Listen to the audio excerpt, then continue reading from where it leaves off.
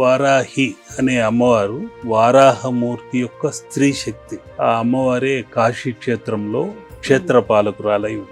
ఒకానొక కాలంలో వారాహి మాత ఆరాధనలు అంటూ లేవు. కొందరు విజయవంతంగా వాళ్ళు రాజకీయంగా రాణించటం వలన, లేకుంటే ఇంకేదో నాకు వారాహి అమ్మవారి గుప్త నవరాత్రులు చేసిన తర్వాత బాగుందని చెప్పటం వలన వారికి ప్రతి ఒక్కరూ ఆశాజీవి, ధనం కోసం ప్రాకులాడుతూనే ఉంటారు, గృహయోగం కోసం ప్రాకులాడుతూ ఉంటారు.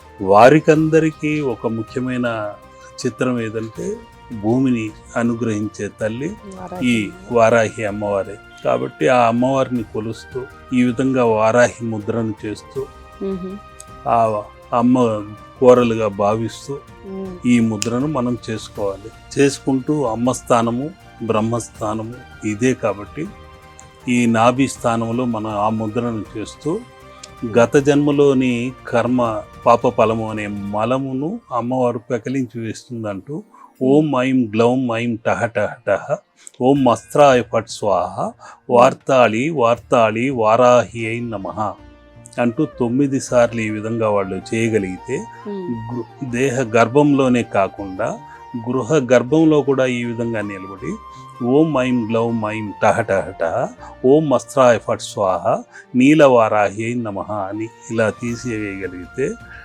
దేహ గర్భంలోనూ గృహ గర్భంలో ఉన్న దోషాలన్నింటినీ ఆ తల్లి పెకలించి వేస్తుంది.